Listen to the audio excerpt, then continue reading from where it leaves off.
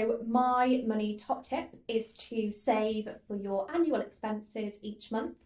So for example, car insurance tends to be an annual expense for a lot of people, and it's a pretty hefty one when you realise how much you have to pay.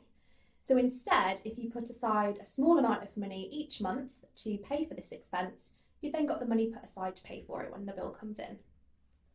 It's important to understand your pension, and that means being aware of what it can do for you and where it's invested. A lot of people just remain invested in the default fund. That may or may not be the best investment solution for you. So it's always worth reviewing where your pension funds are invested.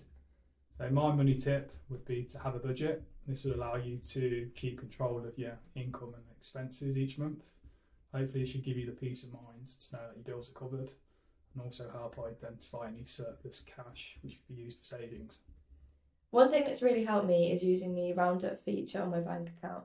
This is where whenever I make a purchase, it rounds up to the nearest pound, and all change gets put in a savings pot which earns interest.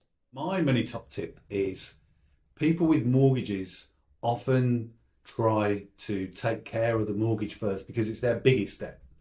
In reality, your focus should be on your high interest debts. So rather than pay money off your mortgage by overpaying, your best bet is to pay off your credit cards and your overdrafts because they're costing you far more per month than your mortgages.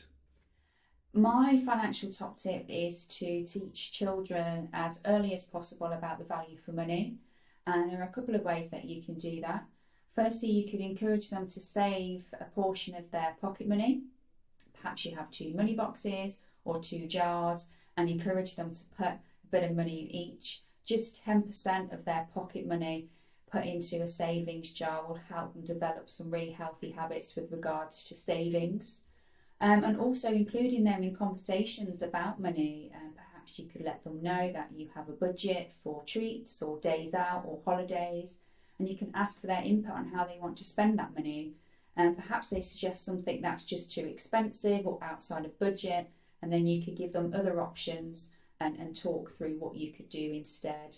And again, it gives them a really good sense of value for money. The one thing that I would recommend would be to get started with investing early.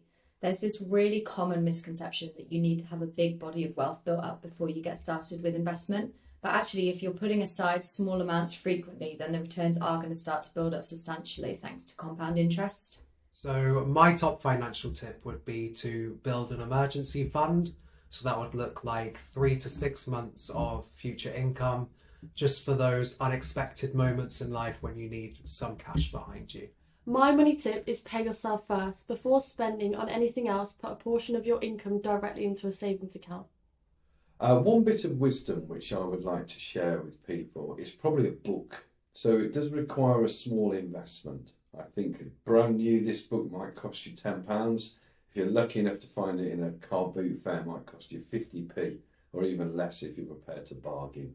And that's not even your top tip.